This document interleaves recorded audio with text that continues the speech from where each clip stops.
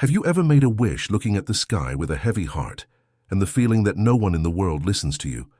Ever felt that heavy silence when all you need is to be loved, but there's no one by your side?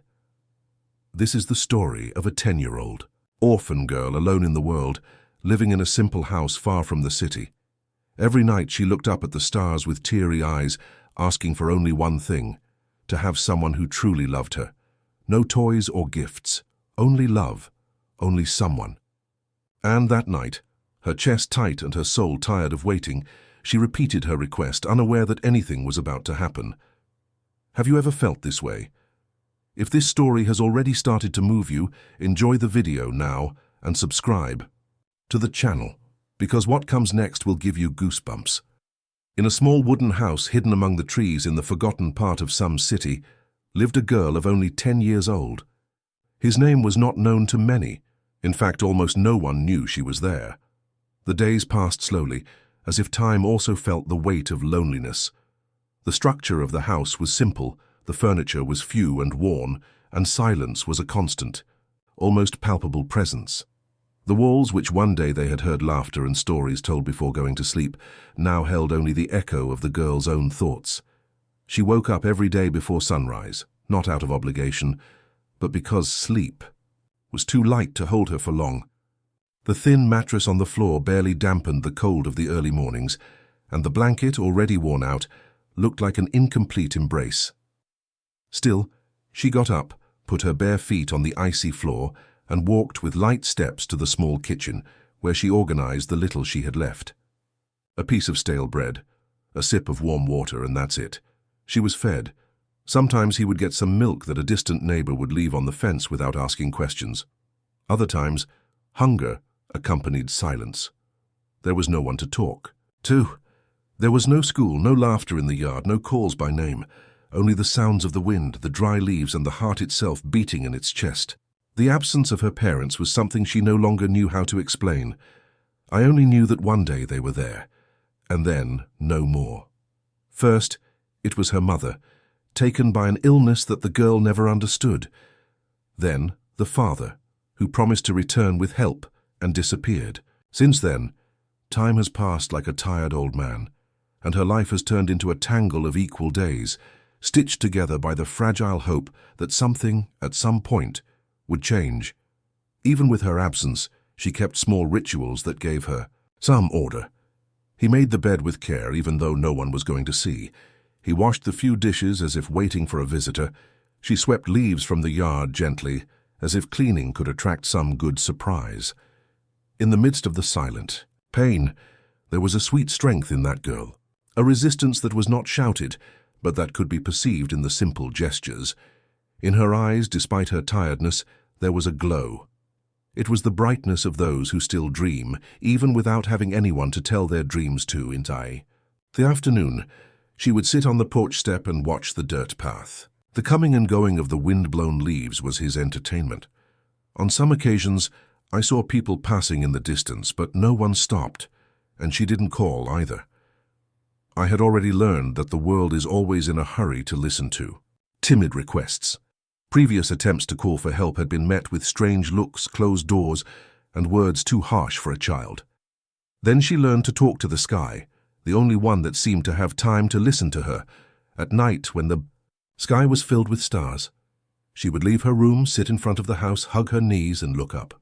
It was the moment when the silence seemed most understanding. The stars, though distant, seemed to respond with soft winks. And she, as someone who trusts in something greater than she understands, always made the same request. In a low voice, almost like a secret whispered to the universe, she closed her eyes and said with all the feeling that could fit in her small chest, "I just wanted someone who really loved me." There, under the immensity of the starry sky, that girl continued to believe, even without evidence, even without guarantees. Maybe it was crazy, maybe it was faith, or maybe it was just what was left when everything else had been taken. But that night, as she repeated the request that was already part of her invisible routine, something in the air seemed different. A warmer breeze, a deeper silence, a star that shone for a second longer. She didn't notice it right away, but something was starting to move, something that until then seemed impossible. If this story has already touched your heart, enjoy the video and subscribe to the channel. And tell me, from which city are you watching this story? That night, the sky seemed even vaster. The stars speckled against a deep, dark background shone like small, motionless beacons, indifferent to the bustle of the world of men. The breeze was cold, but soft, cutting through the silence like a sad song without melody. The girl took longer than usual to leave her room. I was tired. It wasn't just the tiredness of the small, undernourished body, tired of daily tasks. It was the tiredness of existing without being seen, without being called by name, without being remembered by anyone. It was the weight of a world where his presence was not needed, nor was it needed. She walked slowly to the front of the house. He sat on the wooden step with his arms wrapped around his knees and his chin against his legs. There, alone, she took a deep breath. The smell of the bush, the wet earth, and the aged wood was the same as every day, but there was something in the air that she couldn't explain. A melancholic lightness, as if the universe itself for a moment had stopped to listen to it. His eyes rose slowly, finding the dark sky dotted with lights. There were no clouds, there was no full moon, just the silent company of the stars. She watched them for a long time. His eyes, too big for his small face, reflected the distant light as if they wanted to grasp something that always escapes. His chest was tight, as if he were full of words that had nowhere to come out. And then, without getting up, without moving, he simply let the tears flow. They flowed slowly, without sobbing, without sound. They were tired tears, of someone who has cried so much that even crying has become accustomed. Her request, the one she had repeated so many times, sprang from her lips like an old familiar whisper. A simple request, but loaded with all the pain that such a small heart could bear, that someone somewhere truly love her. This time, however, something changed. She herself could not say what, but there was a subtle difference in the air. Perhaps it was the way the wind passed through the branches of the trees, producing a slower sound, almost like a sigh. Or maybe it was a specific star up there that shone brighter for just a second, before returning to its usual hue. That could have gone unnoticed by anyone else, but not by her. Because that night, with her face still moist with tears, and her chest pierced by a deep emptiness, she felt something. An invisible presence, a pause in time, a kind of mute answer, as if heaven had finally heard.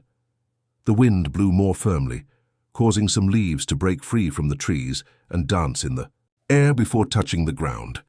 The girl stood there motionless, her eyes fixed on the sky as if waiting for something to happen, but not knowing exactly what. It was not an anxious wait, nor a noisy hope. It was a silent surrender, as if to say to the universe, "If you listen to me, then take me. But if you didn't hear me, I'll keep asking, because that's all I know how to do." Time seemed to slow down. The cold of the night began to penetrate her thin skin, but she didn't move. There was a kind of peace in that solitude, a strange tranquility. That came from knowing that even with no one around, she still had something to say to the world, even if it was just to heaven. And it was exactly at that moment that the night seemed to change color. The dark was still there, but with a different texture. The silence was the same, but with another weight. The darkness itself seemed more hooray. The hours progressed, slowly, and fatigue eventually won out. She went back to her room and lay down on the thin mattress. There was no electric light, so the only light came from the crack in the window, where the stars continued to shine. With her eyes open, she watched the reflection of the night on the ceiling, as if the sky had entered with her.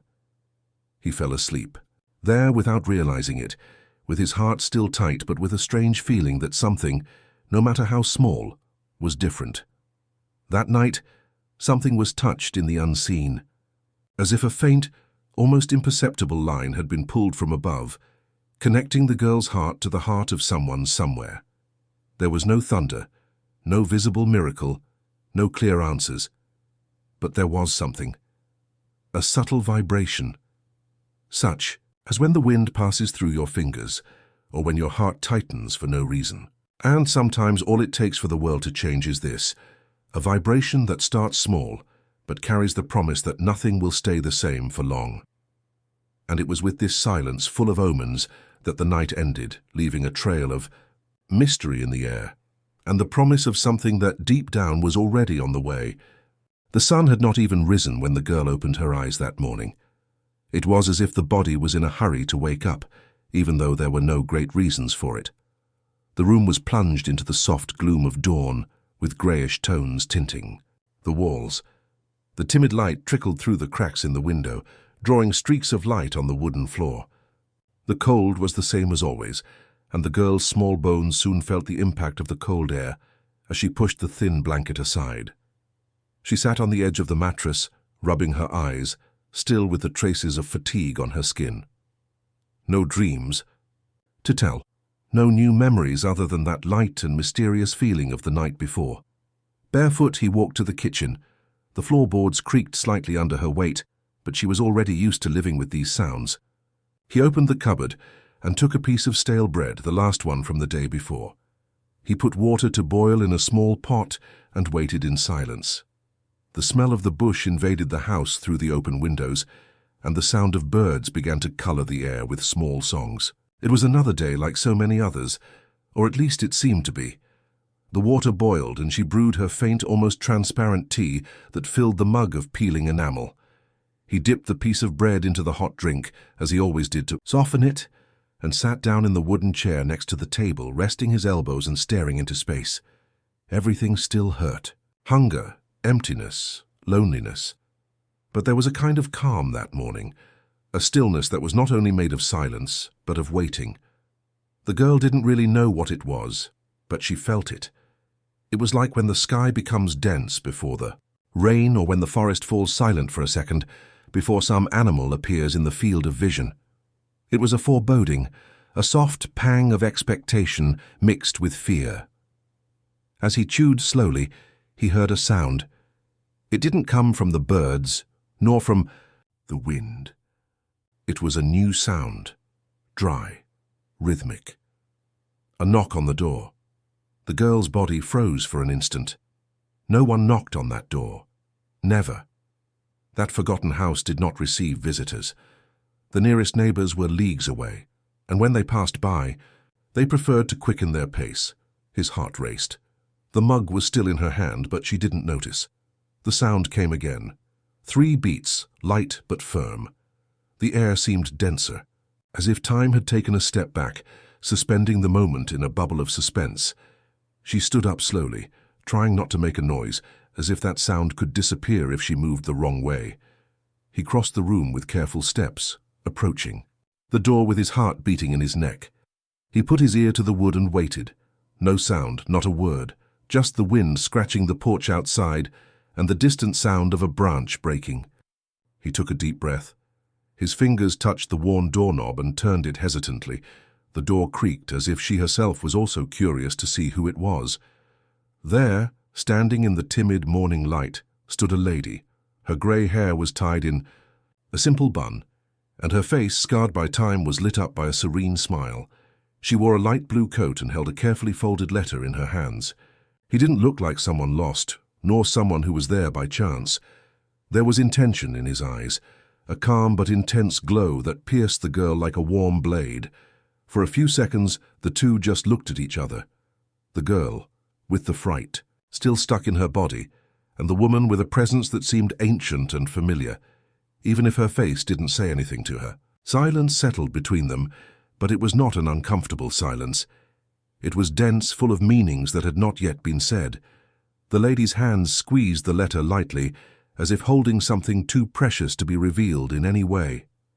And then, without raising her voice, without haste, she held out the letter to the girl, keeping her gaze steady and gentle.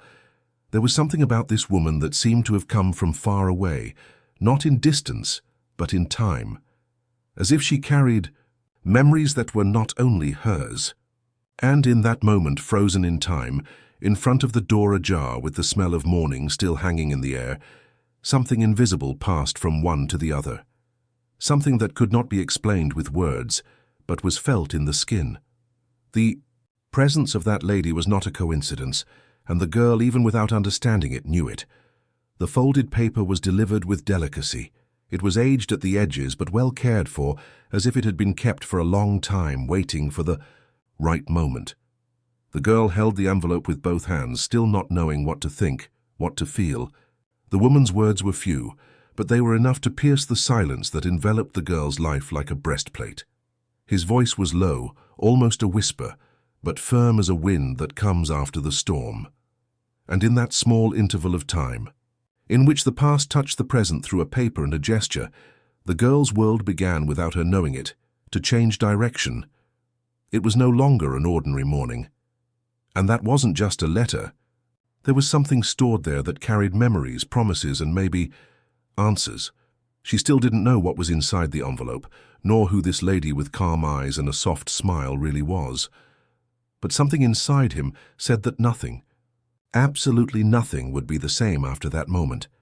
And as the morning breeze gently swayed the girl's hair, a new feeling began to be born in her chest.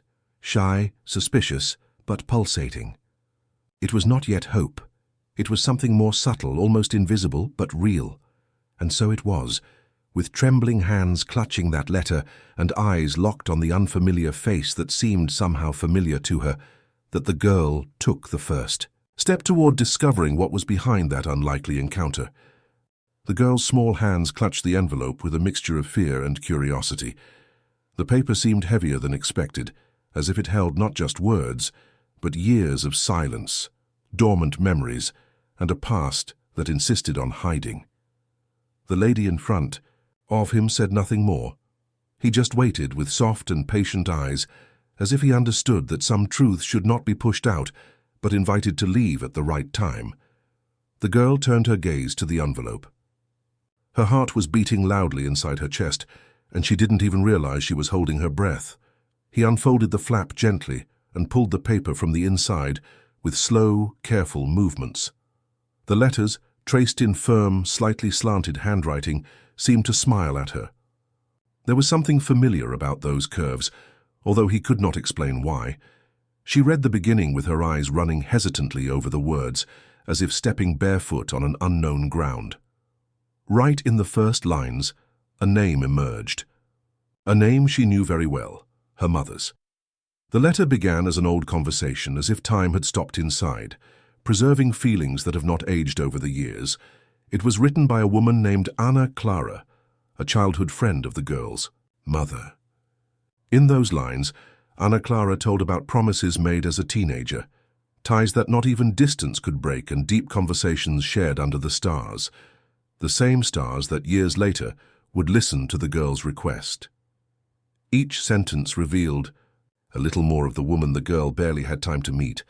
The mother appeared there as someone alive, loving, dreamy, someone who danced in the rain, who liked to hum old songs around the house, who baked cakes on weekends just for the smell. With each memory described in the letter, the girl felt her heart beating more strongly, as if a door forgotten inside was being unlocked. She found that her mother talked about her all the time, with her eyes shining as if carrying a treasure hidden in her chest. The words of the letter were not just descriptions. They were reunions. Each line seemed to bring back a little of that presence that the girl thought she had lost forever. The letter explained that years ago, in a silent and meaningful conversation, her mother had asked her friend to look for her in case one day she herself could no longer be there. A request made with the afflicted heart of someone who knew that time was short, but who still believed that the love left behind could find ways to follow. Anna Clara had written the letter shortly after the death of the girl's mother. But he was unable to deliver it. He didn't know where the girl was. He tried to look for it. He searched for names, places, traces, without success, until years later, as if by an invisible thread pulled by some greater force, she felt that she needed to visit that place. For no apparent reason, it just was. And she found the girl there at the same address where her friend had once told her childhood stories. She confessed in the letter that she could not explain why she had gone, that day, at that exact time. But I knew it was time, that something or someone had guided her. As she read, the girl's eyes filled with a new glow. His hands trembled, but not from fear. It was as if each written word had the power to sew the cracks of a heart that until then had learned to survive without entire pieces. The presence of the lady in front of him, Anna Clara, was no longer strange. She now had a name, a past with his mother, a reason to be there. And that changed everything. Because for the first time in a long time, the girl did not feel invisible. The letter ended with a simple sentence, but loaded with everything the girl most needed to hear. Ana Clara said that she was there to fulfill the promise made to her friend, and that from that moment on, she would no longer be alone. The words echoed inside the girl like a warm whisper in a cold room, like a hug she hadn't received in years. It was an old promise being fulfilled, a request granted, an encounter that crossed time, silence, and distance. The girl lowered the letter slowly. Her eyes were wet, but now the tears were coming down without fear, without shame. They were not tears of pain. They were of relief, of something inside. Her that finally found room to breathe. She cried as if disarming the defenses, as if allowing pain to find its lap. And as tears streamed down her thin face, she held the letter to her chest as if holding an answer. Not only to the questions she had, but also to the questions she never knew how to ask. Ana Clara remained there, in silence, respecting that moment with the serenity of someone who understands that certain cries do not need words, just presence. The girl, for the first time since she could remember, no longer felt empty. I still didn't know what would come next, or if it would all last. But at that exact moment, in front of the woman who brought the living memory of her mother and the promise that she was no longer alone, something inside her calmed down. And that something, even small, was the beginning of everything.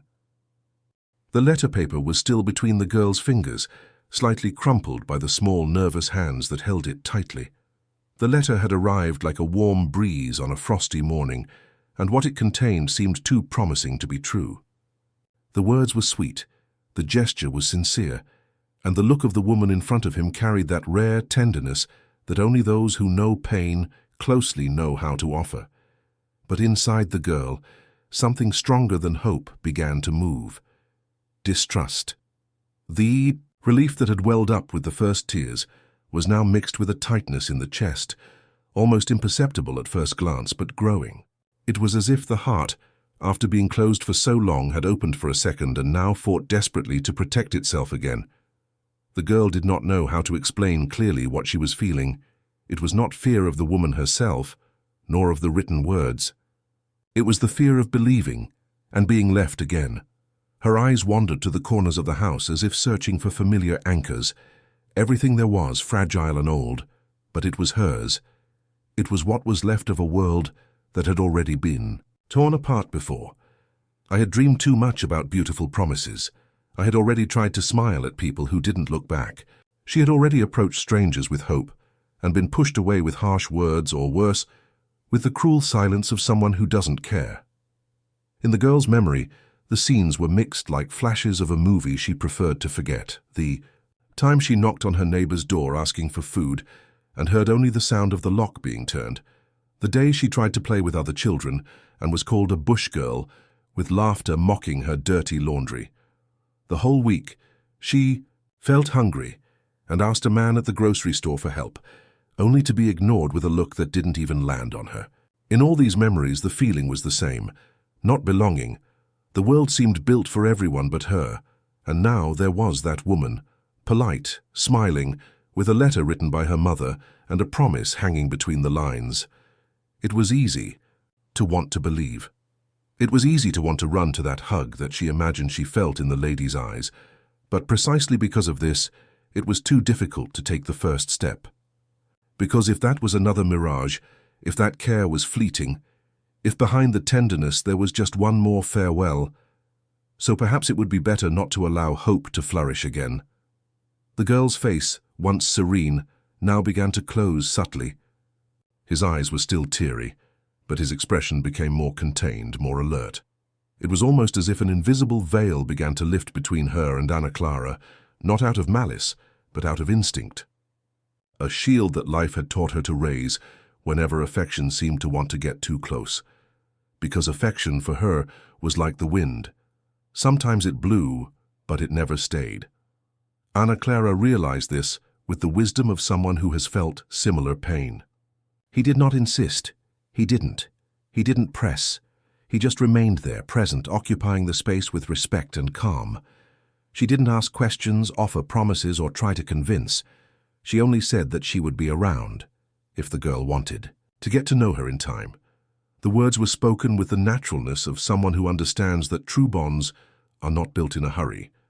And this, paradoxically, was what most disconcerted the girl, because for the first time, someone wasn't trying to force her to do anything. He didn't expect anything in return. It just existed there, as a fixed point in the chaos of the days. And this silent, respectful, and patient presence began to blur the barriers within the girl.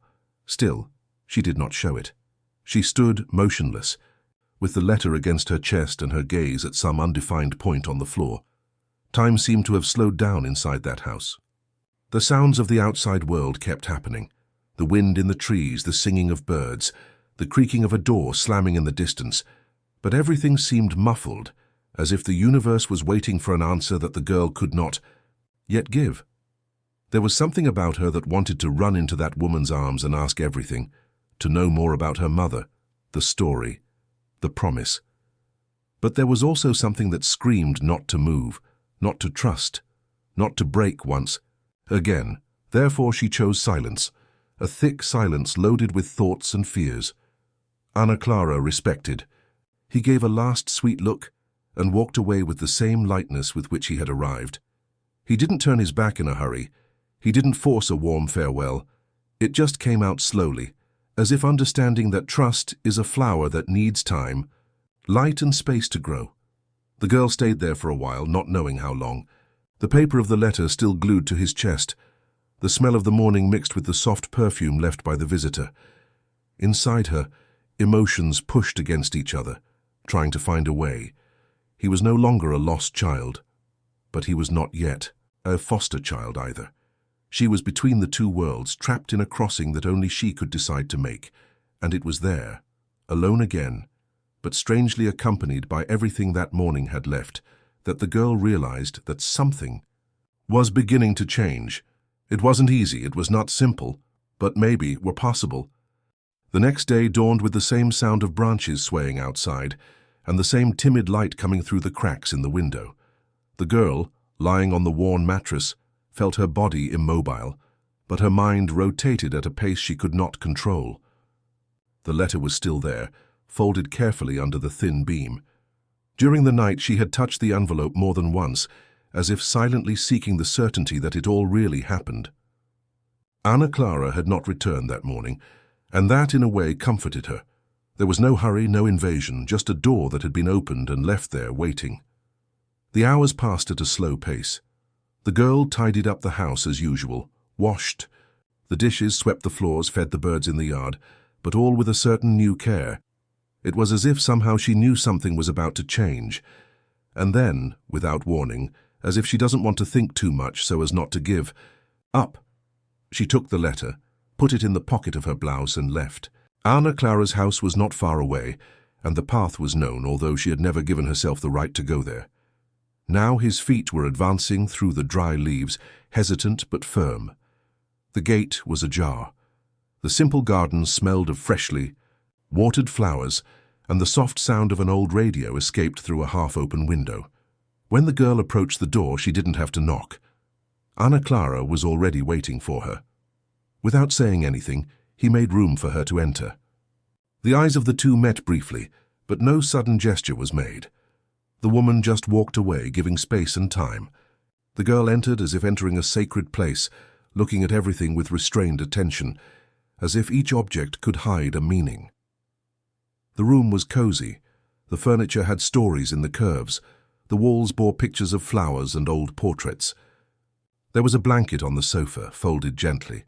The smell was of real home, a mix of baking cake and herbal tea. It was the kind of environment she had imagined in her dreams, but never believed existed. Ana Clara pointed to the hallway, and the girl followed without protest. They stopped in front of a half-open door. As he pushed it slowly, he saw the room. It was simple, but everything there seemed to be carefully chosen. A clean mattress, new, blankets, a small table with a blank notebook, a bookshelf with children's books and a teddy bear sitting in the corner, with a blue ribbon tied around its neck. On the bed, a flowered bedspread, and on it a wordless note, just a hand-drawn heart. The air in the room smelled of lavender and comfort. Not a word was spoken. The girl just walked in, took a few steps, and touched the sheet with her fingertips. That didn't seem like a favor. It didn't feel like a temporary shelter. It felt like an invitation. Later in the kitchen, a plate of hot food awaited her. It was rice with vegetables, a soft loaf of bread, and a glass of fresh juice. She sat slowly, her gaze still full of care, but now with a small flame of curiosity. He ate in silence, observing the details of the house. The books lined up, the dishes washed, the windows open, letting the sun in. There was a kind of beauty that didn't have to be big.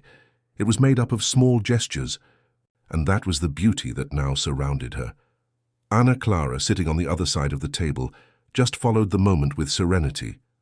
From time to time, he would look up and smile lightly, without demanding anything. The girl ate slowly, almost as if she still didn't believe that it was for her. Each bite seemed to dissolve a piece of the old mistrust, as if the taste of the food carried something more than spice, as if to say, "You deserve to taste this too." After lunch, as she explored the house with light steps, the girl entered a different room, where a large bookcase occupied almost the entire wall. It was a room of memories, old photographs in wooden frames, letters in yellowed envelopes, books with dedications on the first pages. She approached a small table and saw leaning against a picture frame an old portrait of two women embracing, laughing. He recognized one of them immediately, the other younger but with the same eyes and the same face contour. It was his mother. There, in front of that image, all doubts fell silent. The weight of the real imposed itself on the fears. The photo wasn't just a keepsake.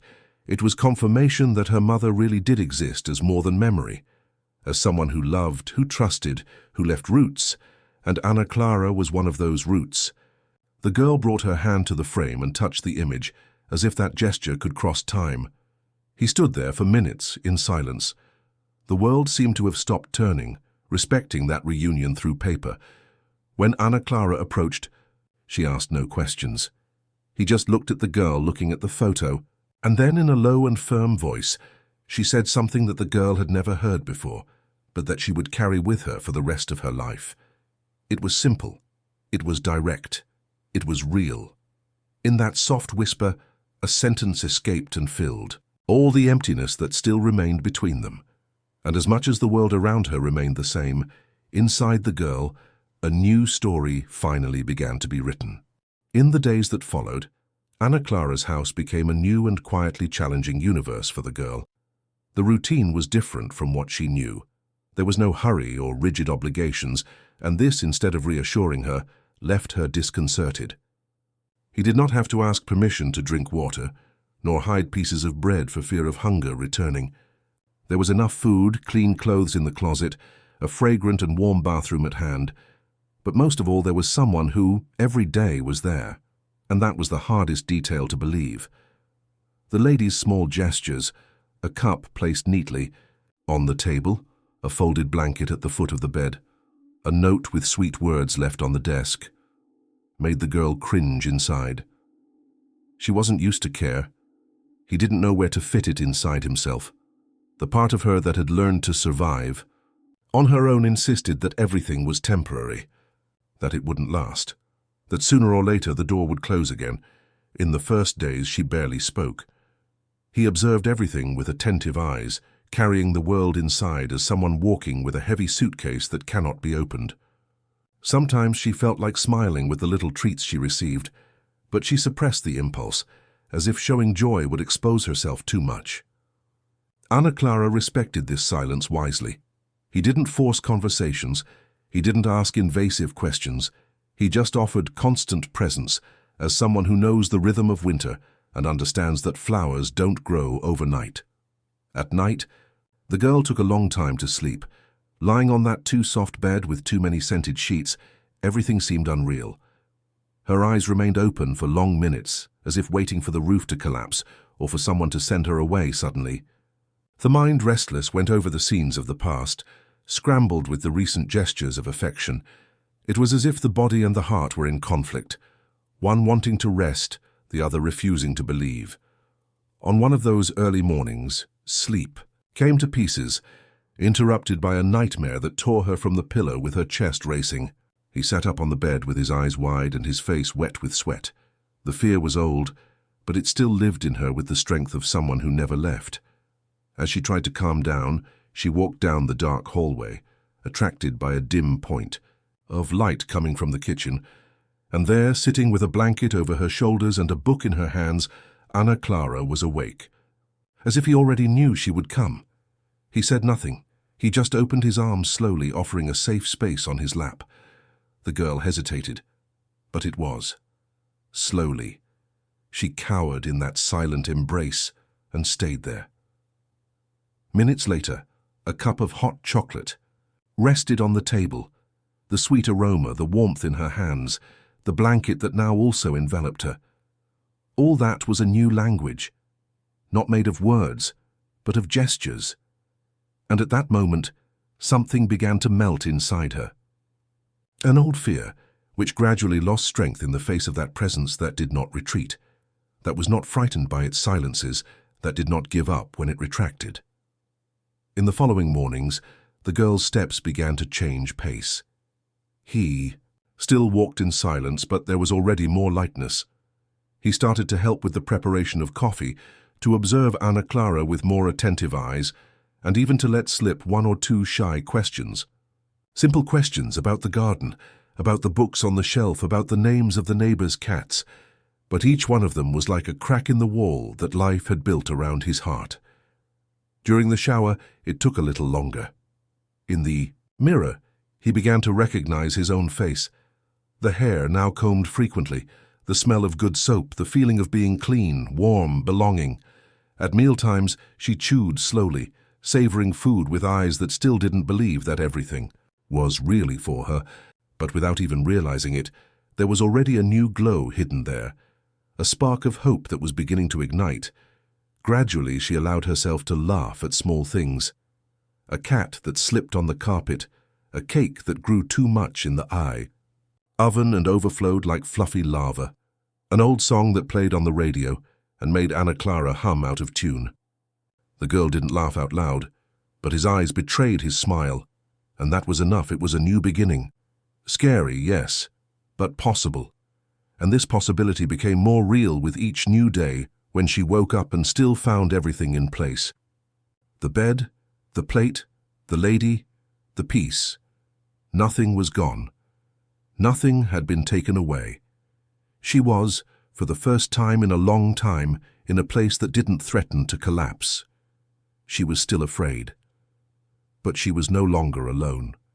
And that made all the difference. That morning, the sky was clear as it had not been seen for a long time. The sun softly touched the yard, leaving golden glows on the grass and warming the flowers that Ana Clara cared for with so much zeal. It was the end of an especially serene week, and the world seemed to conspire in favor of small miracles. The girl had woken up earlier than usual, with a different look. His steps, still light, no longer hesitated so much as he crossed the corridors of the house. It was as if finally that space had ceased to be just shelter and began to become home. The smell of fresh bread came from the kitchen, and Ana Clara softly hummed a song without a chorus. The girl just listened, sitting at the table with her hands resting on the wooden top, and her eyes wandering beyond the window. She felt calm, enveloped in a breeze that seemed to be born from within. For the first time in many days there was no fear when he opened his eyes. There was no rush to understand everything, only the faint certainty that there no one would leave. After breakfast, Ana Clara suggested a walk. There would be a small celebration at the community center of the neighborhood, a simple meeting with cakes, games, and music, organized by the neighbors on the street. Nothing big, nothing planned with pomp. But for the girl, just the invitation was enough to make her doubt. His feet moved slowly as he put on his shoes. The racing heart made it clear this was not just a trip to the park. It was a leap out of the safe zone, a reality check, the way there was made in silence. The girl observed everything as if looking for the first time. The trees lined up along the sidewalk, the smiling faces of strangers, the smell of freshly made popcorn mixed with the muffled sound of conversations and laughter. Every detail pierced her like a new, weird, sweet wind. The fear was there, cowering in some corner of the mind, but something bigger was beginning to grow. A quiet curiosity, a timid desire to belong. Upon arriving, she stood next to Ana Clara, her arms crossed and her gaze attentive. Other children ran across the lawn. Adults spoke loudly. Some held plates full of colorful food. The scene was lively, but not hostile. And that surprised her. He sat near the trees, away from the center of the party, while Ana Clara talked to a nearby lady. The girl just watched. Every detail, every face, every smile that wasn't mocking, every laugh that didn't come at anyone's expense. It was all new and hauntingly beautiful. A boy approached. His face was painted as a tiger, and he held 2 balloons in his hands. He handed her one without saying anything and ran back to the middle of the games. The girl had her bladder in her hands, not knowing very well what to do. He looked at her. Then he looked up at the sky. And then something that had been dormant inside him for a long time moved. A group of children danced to a song that played on an improvised radio. The sound was not loud, but it filled the space lightly. A little girl with colorful braids waved to her, calling her with a simple gesture. The girl hesitated. The feet moved millimeters. His heart raced, but this time something pushed her forward. She stood up. He walked slowly, and he joined the group. The first steps were restrained, almost mechanical, but soon the movements loosened up. The music, the laughter of others, the warmth of the sun on her face, it all combined into a kind of invisible dance that enveloped her without asking permission. When she realized it, she was smiling. A whole smile. Not one of those restrained, short, fleeting. A wide, true smile that came from the bottom, and that lit up her face with a rare, clean, and unexpected joy. Ana Clara watched from afar, with teary eyes. She didn't say anything, but her chest seemed about to open into 1,000 pieces of emotion. Seeing that girl smile was like seeing time go back, like watching spring bloom after a long and cruel winter. That smile wasn't just happiness. It was an answer, a scar healing, a sign that life was finally beginning to be reborn. The girl ran to Ana Clara at the end of the song. Without saying anything, he just held his hand. He squeezed hard. Her eyes sparkled, her cheeks flushed, her hair tied up anyway, and in that simple gesture, loaded with everything that could not fit in words, something was sealed between the two. An invisible but real bond. It was not made of blood, nor of obligations. It was made of choice. She did not ask for explanations. He did not ask if Ana Clara would stay. He didn't have to hear promises, because when she held that hand, she understood something that no abandonment had been able to completely erase. The possibility of being loved, not out of obligation, but out of decision. And this was the most powerful love of all. The days went by like pages of a book that finally began to be written with new words. It wasn't a perfect story, nor was it without stumbles, but there was something different in each chapter that opened, a silent light that seeped through the once dark corners of the girl's heart. That child who had lived for so long on the margins of the world now walked through the center of his own story with firmer and firmer steps. The smile that had opened in the park did not fade when he returned home. He stayed. First in the eyes, then in the gestures. It was like a shy flame which starts small, but gradually warms up everything around. The girl woke up early, prepared her own coffee with Ana Clara, and then sat at the table to study. Ana Clara had enrolled her in a nearby school, and the first visit to the new school was made with the wide eyes of someone who fears and desires at the same time. Fear of not fitting in, desire to, finally, belong. At school, the first days were of silence and observation, as expected, but something in his posture drew attention. The teachers noticed the care with which she organized the notebooks, the attentive brilliance when she listened to the explanations, the respectful way in which she responded. even if with few words. Gradually, the barriers came down. A colleague offered to help with an exercise. A boy shared a colored pencil, and over time, that girl who sat at the back of the room began to be called by her name, and later, by the affectionate nickname that her classmates invented. Outside the school, something even more beautiful flourished. On the street where she lived with Ana Clara, she became known by everyone.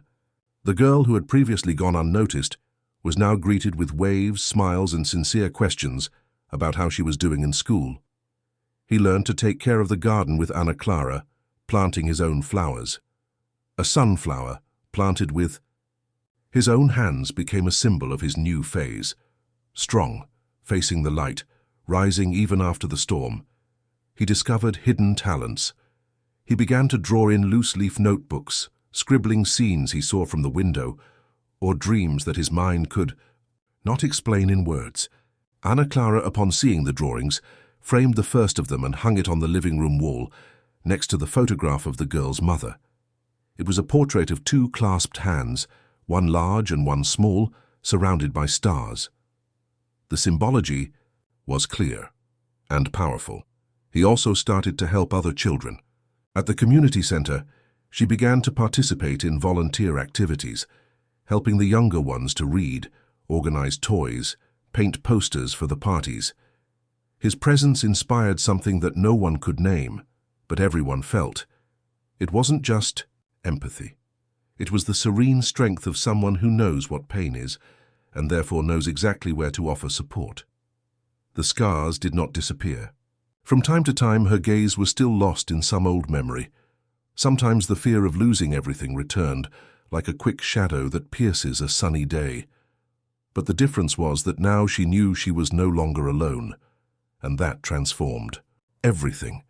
He had learned that love does not have to come as a grandiose promise. Sometimes it shows itself in the details, in the hot soup on a rainy day, in the laughter shared for no reason, in the patience to listen to the silence of the other. Ana Clara, in turn, was now recognized as much more than the lady of the corner house. Everyone knew she was the one who had taken in that girl who now shone.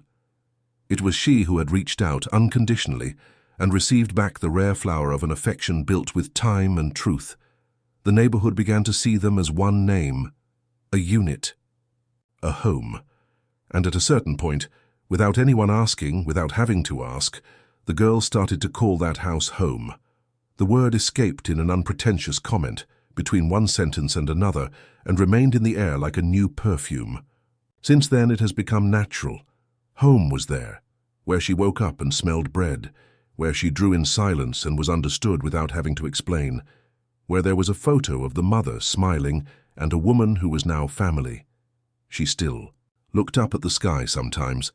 At night, sitting on the porch, with my feet dangling in the air and my eyes dipped in the stars. But now, what had once been a painful request had become silent gratitude. Because she knew. In some ways, that didn't require proof. She knew. Heaven had heard her. She asked heaven for love, and heaven responded with a second chance. That night, the sky was as clear as the girl's heart. Sitting in the backyard, side by side, she and Ana Clara looked at the stars as if they were meeting old acquaintances. The silence between them was not absence, but complete presence. A comfortable silence filled with everything that no longer needed to be said. The small hand sought the lady's hand and held it firmly. The girl's eyes rose slowly to the sky, and in a low but heartfelt voice she said, "Thank you for listening to my request, even without knowing it was you." Ana Clara smiled with teary eyes. He replied with the same sweetness, "Perhaps I have also made a request, and you were my answer." And there, under the sky that now seemed closer, two lives that had sought each other through different paths finally met in their entirety. If you felt this story inside your chest, if any part of it touched your heart, leave it in the comments. I also believe in new beginnings. This is a good way for us to know that you are here until the end, living every detail together with us. If you want to continue receiving stories that warm the soul and make us see the world with different eyes, subscribe to the channel. Here, Each video is an invitation to feel more, think differently, and believe, even when everything seems dark. Oh, and of course, leave your like. Not out of obligation, but because if you have come this far, it is a sign that something in this story was worth it. There's a video here that tells a similar story, and I'm sure you'll be moved too. Click and stay with me there.